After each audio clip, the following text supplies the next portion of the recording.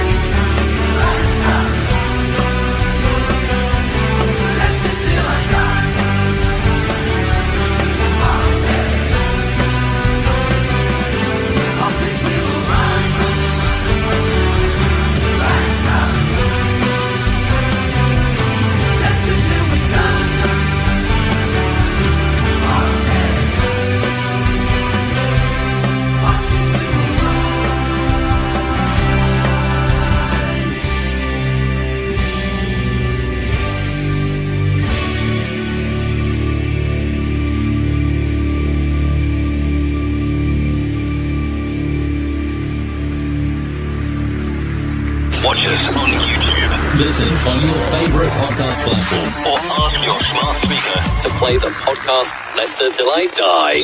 Right, Chris. All right. Good evening. How the devil are you? Well, I hope. Welcome. It's a little extra show we sort of sneaked into the schedule here. As you can see there, it's the match review. Just thought I'd do one for a change. Got out better to do of a Sunday night. My social life is absolutely empty. I don't know why I do this to myself because when you see a swan or a duck gently gliding through the water, and you look at that and you go, "Oh, isn't that nice?" And then underneath the water, we all know that the feet are going like 50 to the dozen.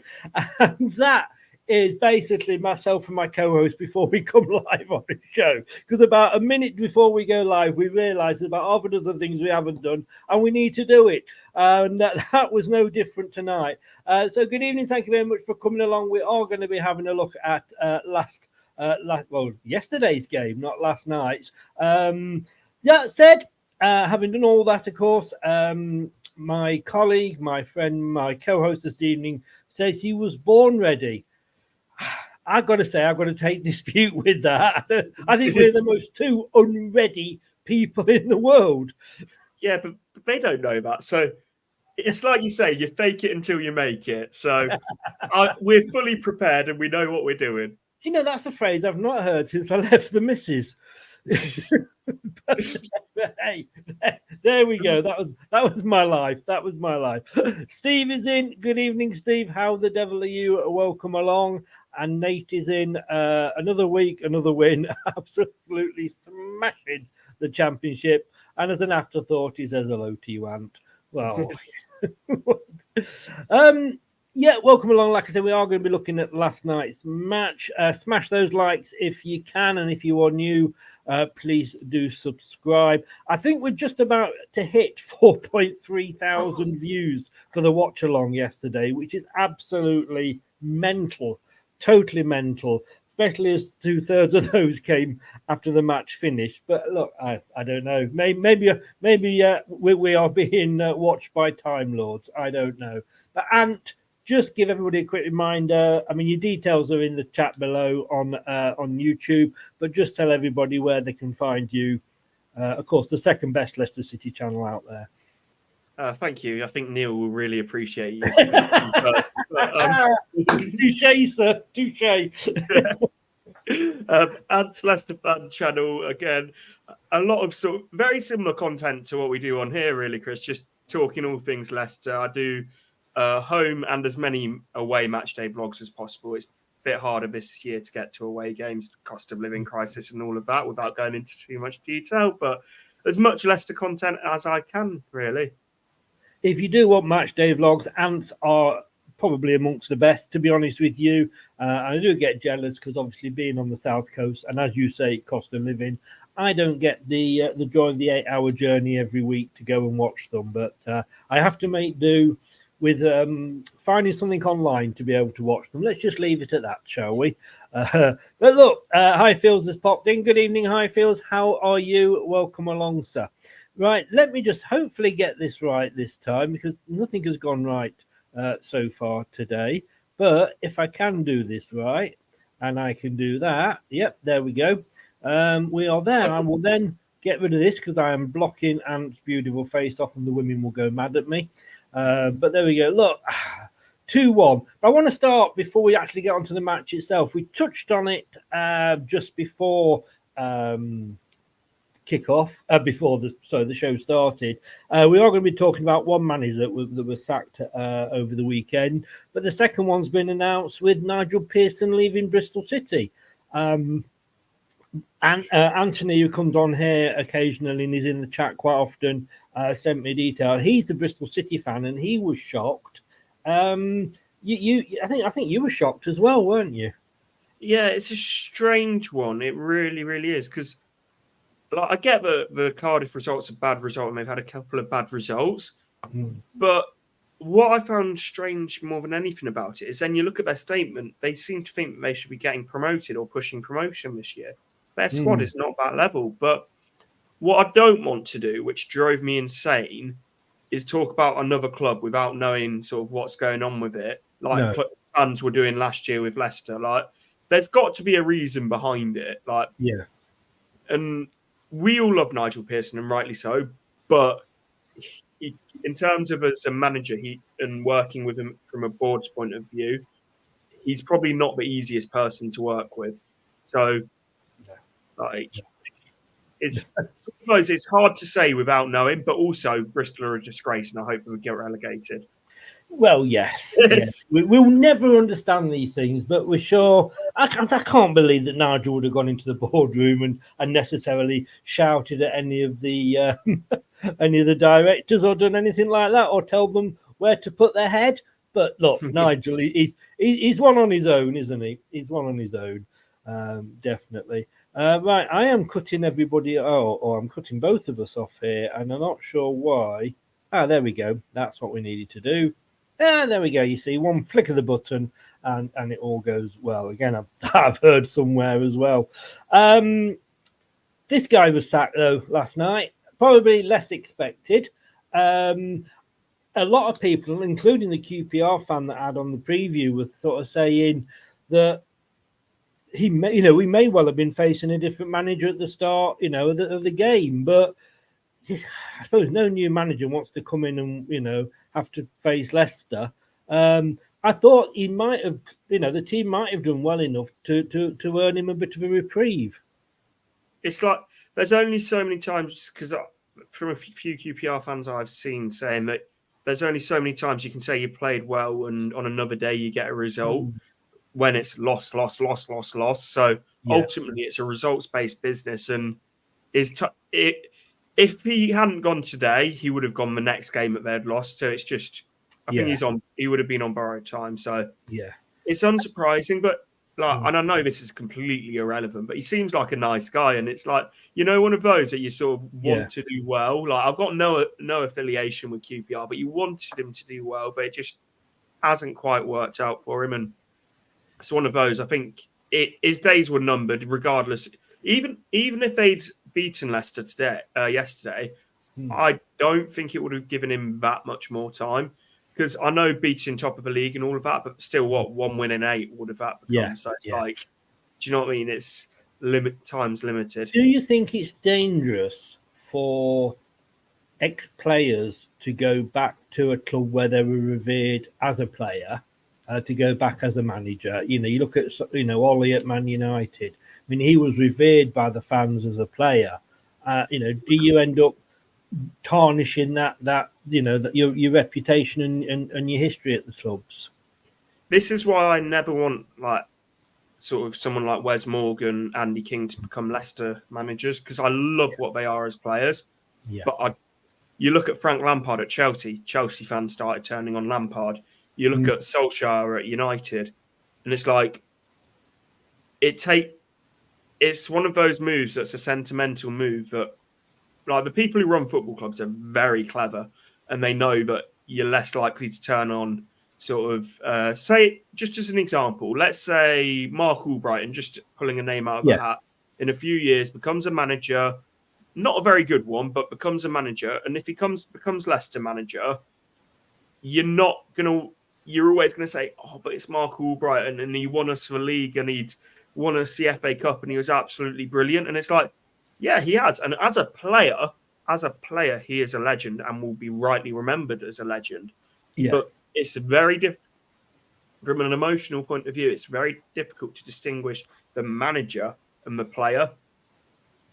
Yes, it is. Yes, yeah. No, I would agree 100%. It's a bit like that with sort of, when everybody always shouts for O'Neill to come back. And I'm thinking like, well, it was what it was. It was good at that time, but probably not now. It's like the shouts in the summer to get Schmeichel back. It's like, leave it. His time at Leicester was fantastic. Yeah. Don't, as you always say, don't go back. Like, leave that in the past. And this is why I'm also not that excited or keen. I see a lot of people saying, get Wes Morgan as a centre-back coach, get Kasper Schmeichel as a goalkeeping coach. Like, first off, like, neither of them have got any coaching experience. No. I would rather us go and get actual top goalkeeping coaches and top centre-backs and centre-back coaches that who have maybe not have the best playing career, but are elite level coaches, than going down the sentimental route of bringing back legends of the club that are giving jobs for the boys. Because you look at Kolo Touré, for an example, like, he is one of the Premier League, I don't want to say legends, but he's a great Premier League centre-back. He's an invincible. He's had a very, very top level career. Yes. Look at his coaching. Defensively, we were shambolic for a good period that he was here. And then you look at his time at Wigan. Just because you are a very good player does not mean you are going to be a very good coach. And I think this thing of, let Schmeichel be on the coaching team, it's like, that is purely sentimental and jobs for the boys. I agree. And look at, Kevin Phillips when he stood up, when we got promoted and he moved up to the striker coach. We could, once we got past Man United and that game, we could hardly score for how many that season. I can remember many a post I put up saying, what the hell is he doing? But Scott says here, what's he say? Here we go. A third of the points needed. I think we only need, is it 40 we need to actually avoid relegation? I don't know how true this is, and like, one of the smarter people in the chat will be able to let me know. But I believe we've mathematically secured safety this weekend. Well, let's just have a look at last season, because last season, last season Wigan went down with 39, Blackpool had 44, and Reading had 44. So we're not yet. Yeah, but we're edging towards safety, aren't we? That's the thing. See, if we'd beaten Hull, we would be safe by now. Enzo out. Exactly. Disgraceful stuff. Buddy. Highfields is saying here we wondered if we would have this trouble, and I'm just noticing the viewers are going up and down like a bride's knickers on a wedding night. That there may be some connection problems with YouTube. I think it's a YouTube problem. I don't know if it's anybody, but it's likely not to be you, not to be us. It is more than likely YouTube, because it seems to be everybody's. We can get everything else working, so it's not an internet problem. So stick with us, or if you can't stick with us for any reason, please do come back and watch it when I upload it, and watch it on catch up, maybe tomorrow. But thank you for asking. Steve says he's all good. He was laughing at my jokes, so he's got to be a cool person if he does that. Nate says he's having troubles as well. Look, you in America, dip down to YouTube. Tell them to get their asses in gear. Yeah, that's what it is. But look, here we go. I mean, 3-1. Sorry, 2-1, I should say. Sorry, that was wishful thinking, because I'd have got some more points. 2-1. Can you believe, having watched the game yesterday And I know I'm going to be going over a lot of what we said on your channel this morning, and I apologise in advance. But can you believe that we just played the team that was second from bottom, and a few weeks ago we played Preston, who had been top, and I think were third from top, and we absolutely destroyed them. I mean, the difference in the opposition, you'd have thought QPR and Preston were at the other ends of the table. Yeah, I think there's a few things to think about with this one. I don't think we were as good in ourselves yesterday as we were against Preston. I thought against Preston we were absolutely relentless, and like there wasn't that sloppy passing, but where there was yesterday. Also, QPR had lost, 8 games in a row, 9 games in a row. There's absolutely zero pressure and expectation on them yesterday to go and get a result. They're playing what I refer to as a free hit, and I hate that expression, but in this situation, it's somewhat true. And once they get to that 25-minute mark at 0-0, there's that belief, because we've both done coaching to certain levels, and it's like when you're going up against a team that are better than, or on paper better than you say you have these check marks through games. Get through the first 10 minutes, then 25, and then you get through, and you know what I mean. And I feel like as they got through that first 20 minutes, it felt like there was a real belief about them, but they might not go on and win the game, but they could give us a proper game.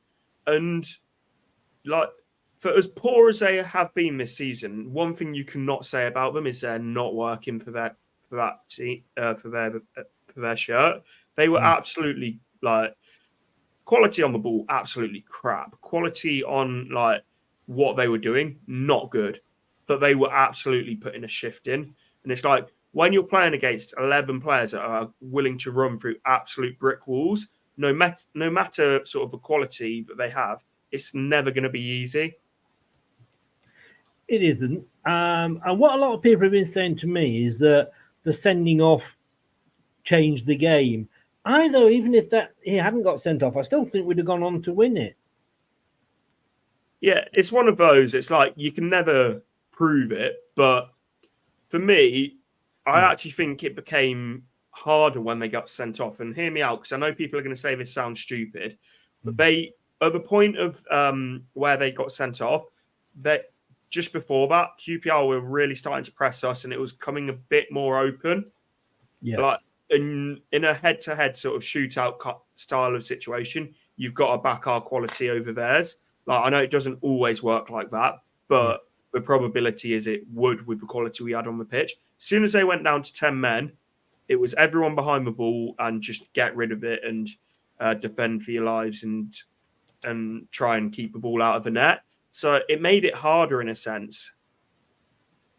It did. And they always say, don't they, it's harder to play against 10 men than it is. And if you look how many goals we've scored in the last 20, 30 minutes, when we've worn teams down, and they are tiring and they have been chasing the ball all game, that's when, and we talked about this, our fitness comes through, and the players that we can bring on, if we have got any tired or injured players, that's the way that Enzo likes to play the game, isn't it?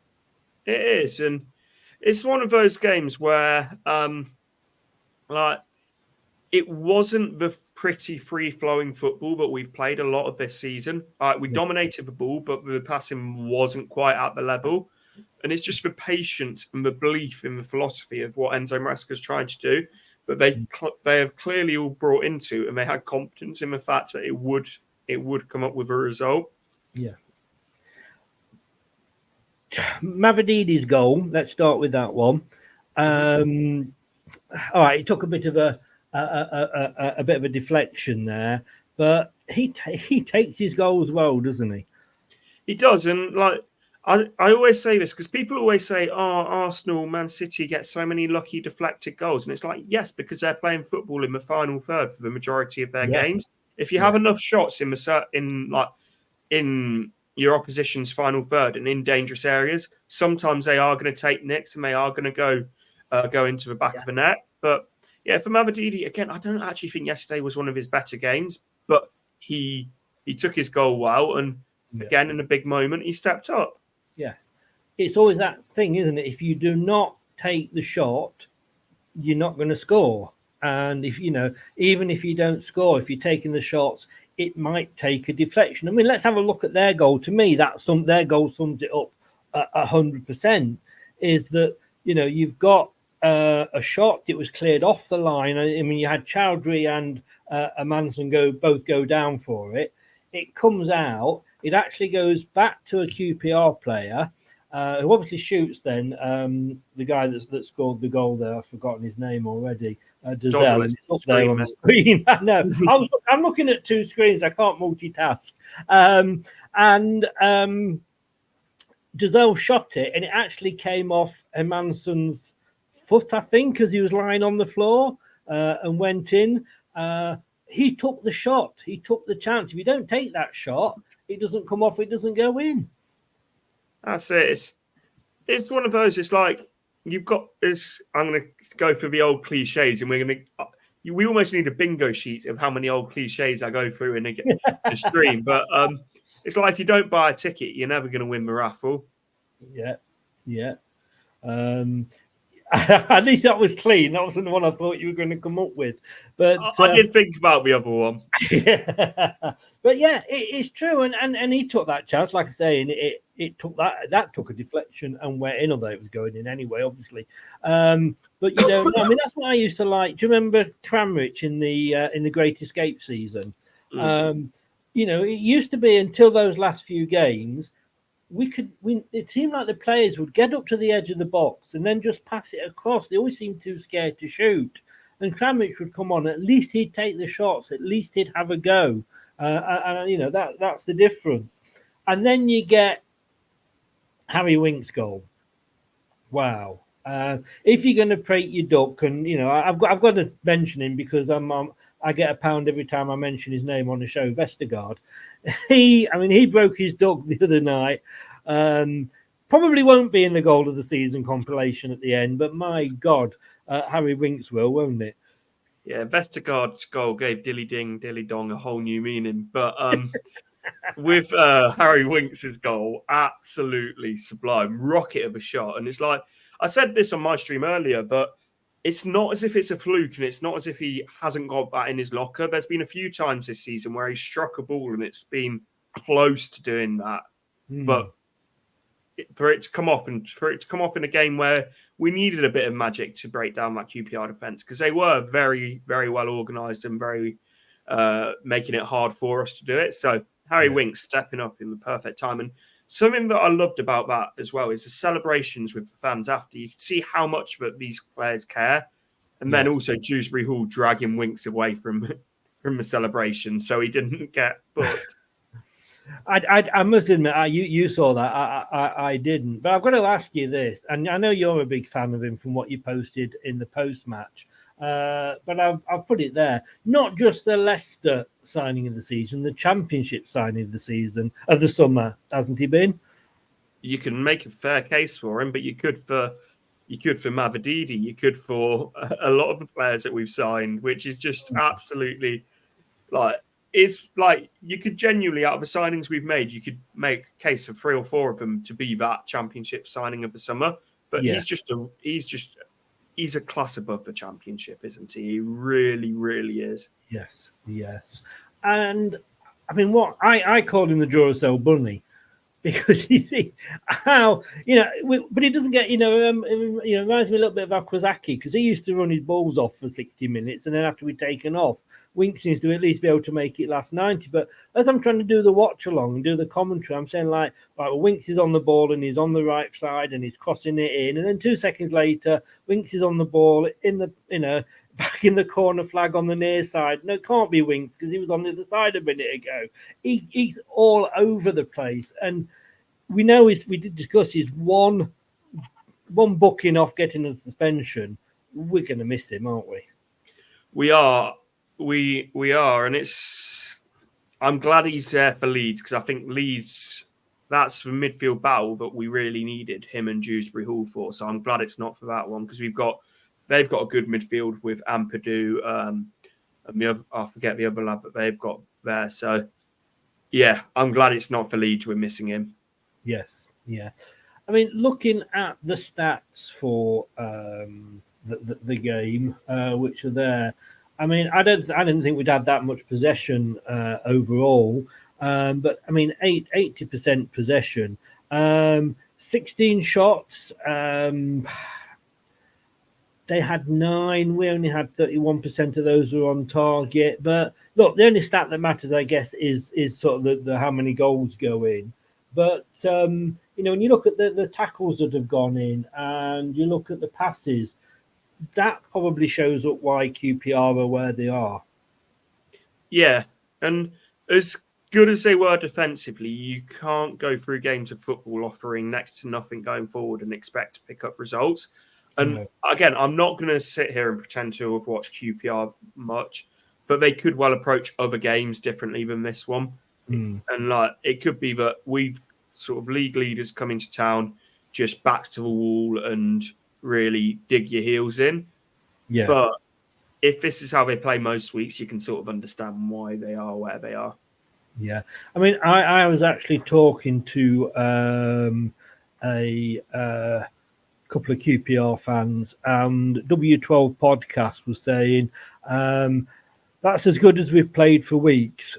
We can't score enough goals. Unfortunately, ironically, we had no fit centre backs yesterday, and that's the best we have defended. He's gone now. In regards to obviously Ainsworth, he says, "Thank God, nice bloke, but clueless tactically." He was 11 years at Milton Keynes Dons, but I'm guessing, that's a different level altogether, isn't it? And what have you. So that kind of sums it up. And then there was our generation who we had on the R as in the letter R, as we had on the preview show. And they said the ultimate outcome is that Gareth is the it was best is that Gareth has been sacked now. But regardless of feeling quite empty today, look forward to a chat close to our next game. So, and they were predicting a Leicester win in the preview, so it's not going good for QPR at the moment. But 348 touches in 90 minutes. You've got to say that. All right, we've got 976, and probably 900 of them might have been between Winks and Vestergaard, but we just wear teams down, and I've actually got them to get relegated this season. And again, it depends who goes into them. Pearson as manager, maybe. There's talk of Warnock as well. I think my opinion of them staying up, if Warnock goes in, changes massively. It'd be ironic, wouldn't it, if Warnock keeps them up and Huddersfield go down? That would be ironic, and that would be football. Yeah. Funny old game. Get the cliches in. Get the cliches in. Exactly. I'm just looking because Sheffield Wednesday won today. They beat Rotherham 2-0. And of course, next week QPR are playing Rotherham. So that's all very tight. So as things stand at the moment, that's last season's table. I think at the bottom of the table now, it's still Sheffield Wednesday, but they've got 6 points. QPR have got 8. Rotherham have got 9. But then it is a big gap to Huddersfield, 14. I think Warner could probably do a good job, to be honest with you. He can't have done any worse than Ainsworth, can he? No, not at all. But let's be. I mean, look, how good does that look? We've got 39 points, only 1 loss, no draws, most goals scored, joint with Ipswich, although we have played 1 more game.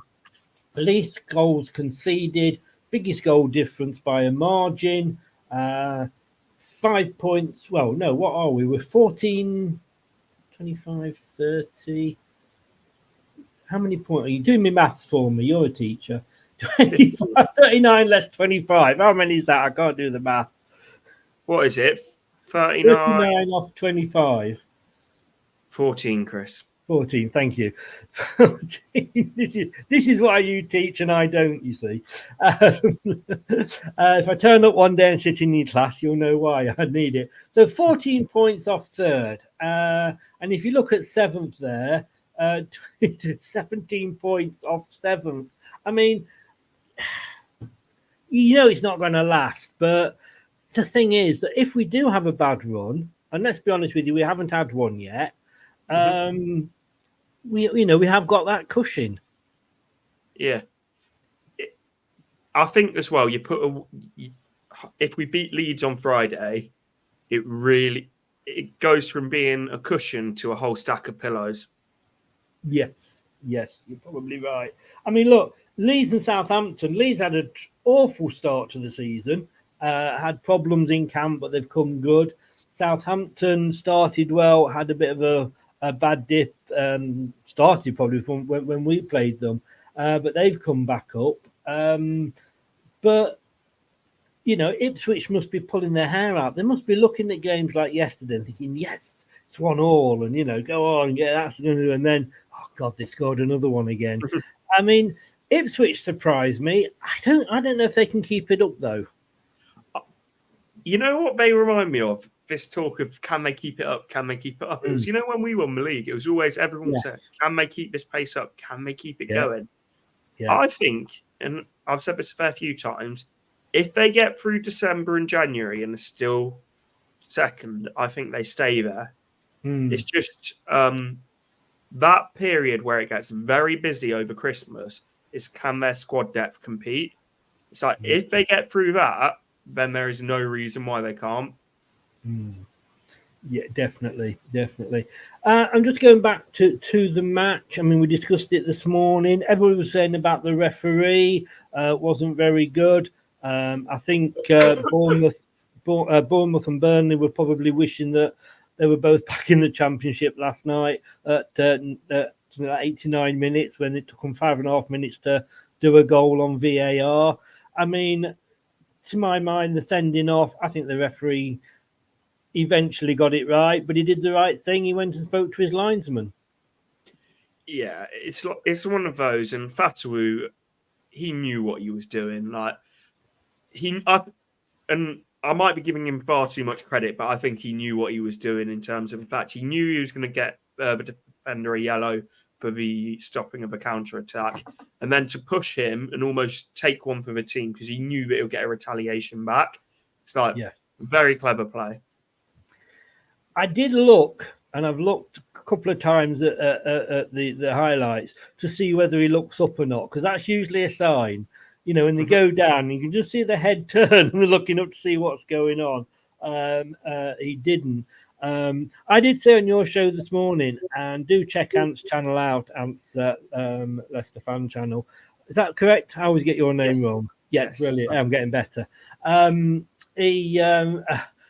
Everybody piled in. I may be a little bit worried. I know not too much, but it'll probably be a fine or something for not keeping the players under control. But I mean, it was a foul, definitely. I don't know if it was a straight red, but it had, with the two, what would have happened if they'd pushed each other, do you think, and they'd both gone down? Then I still think it's just a yellow for Fatawu because it's still just for reaction.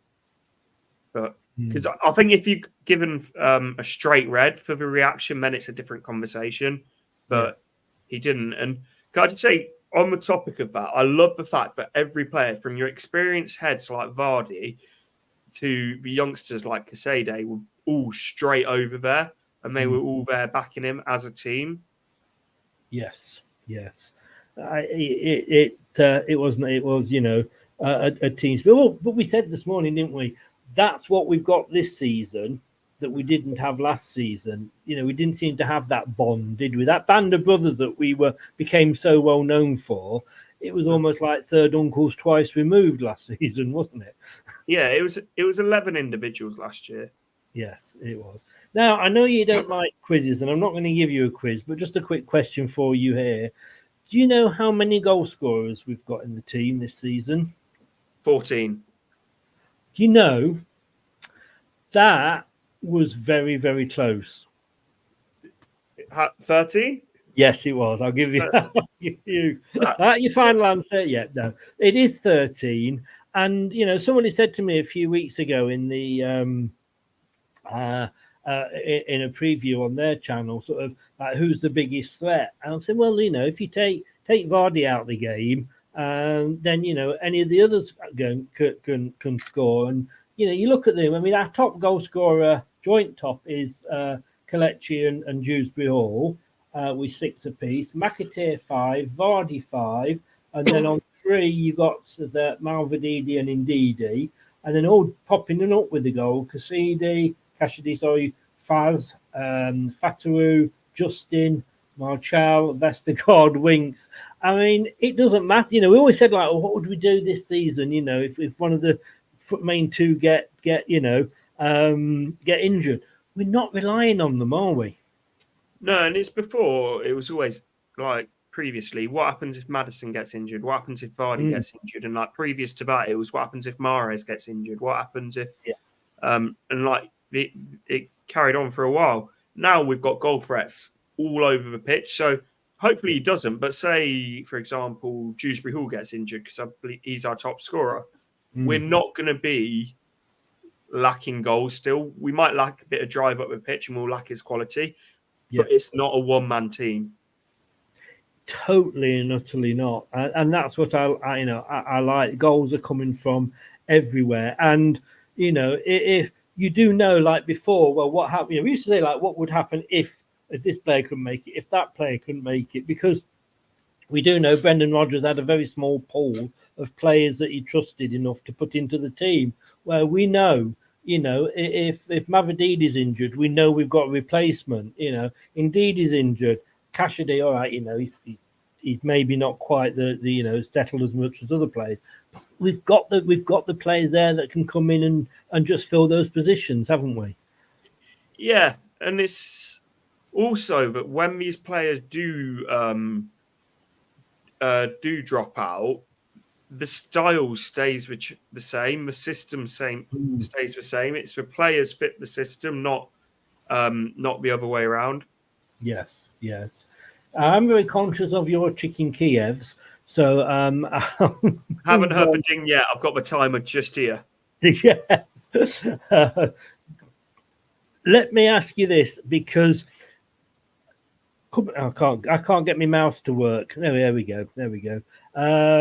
It's Leeds United next Friday. Like you said, a win, and I think that sends a real message out. We keep saying, like, what's going to be our toughest game? What's going to be our toughest game? We said that with Sunderland. We said it with Southampton. Is there any reason that we can't go and win this? No, every game we should be looking at to go and win, but at the same time, you've got to be respectful of what Leeds can offer as well. Like on the counter, they are going to cause problems.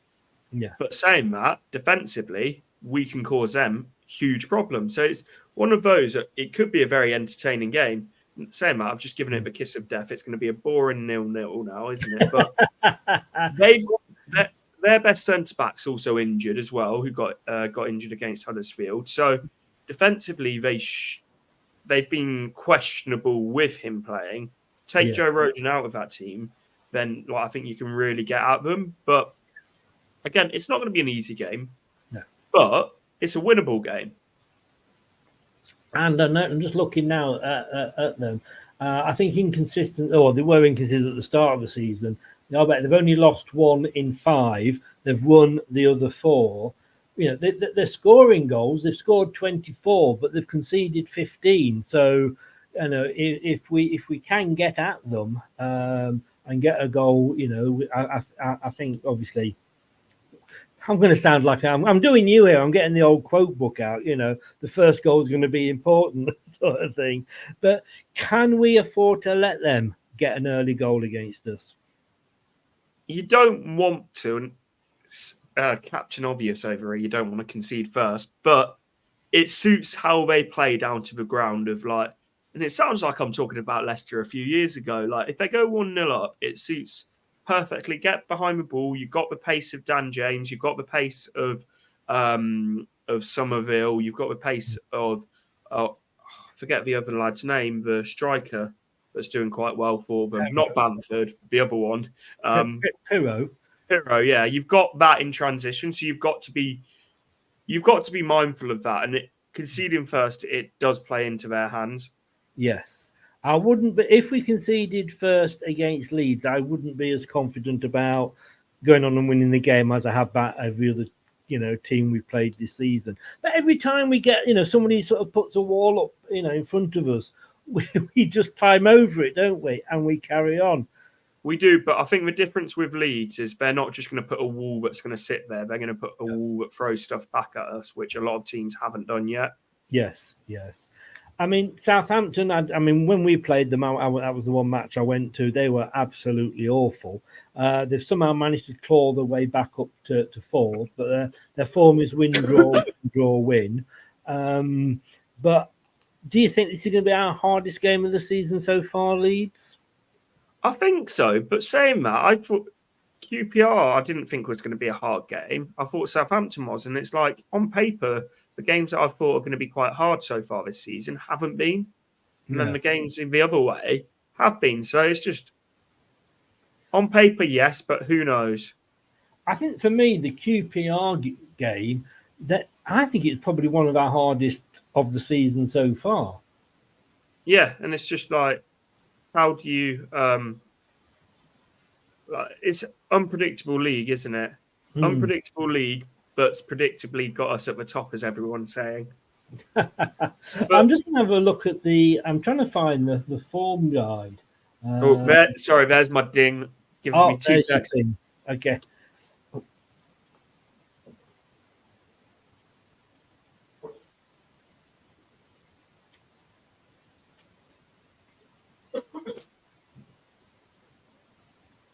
I am back. Well, I'm going to keep it very quick because obviously your food is ready. Leeds are 6th in the form table.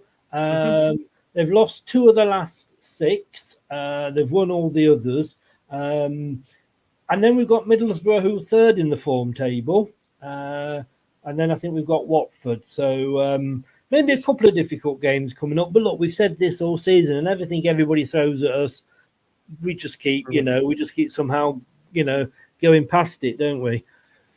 We do. In a strange way, I'd feel more confidence if this game was at Allen Road than at the King Power.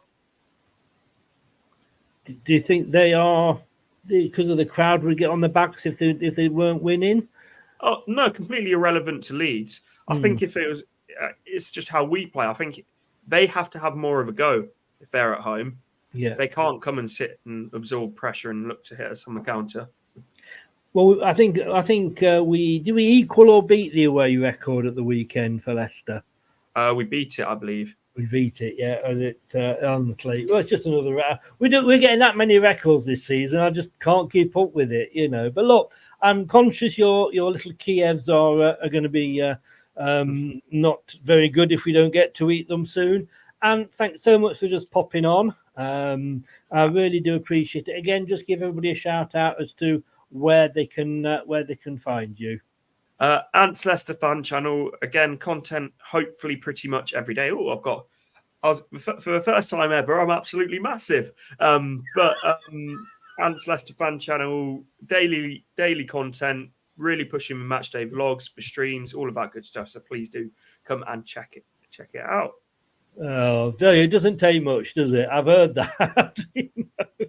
The old Viagra's working then. Kicked in early tonight. Mate, thanks so much. Enjoy your Kievs, and we'll speak again soon. Really appreciate you coming on. Thanks very much. Absolute pleasure, mate. Cheers. Take care. Bye-bye. Oh, thanks to Ant there, and thanks to everybody. I know, like I say, I know that YouTube has had problems, so it's gone solo. Steve, I don't know where you're from. You seem to have had the show all the way through. Well done, mate. If you've been coming and going and it's not been working for you, I think it was a YouTube problem. Don't know if that is now right or not. It will be shared to the Facebook group and to Twitter as well. And it will also be in podcast form on your favorite podcast platform in about 5 minutes as soon as I've uploaded it. So thanks very much for sticking with us. Thanks, Steve. I think you're the one that has stuck with us. Appreciate that. We will be back tomorrow, if YouTube allows, when we will be doing the Leicester Till I Die debate show. Let's Talk Leicester. That's going to be at 7 o'clock with me, Kate, and Belgian Dave. Hope you're all going to be very well. You're in the US.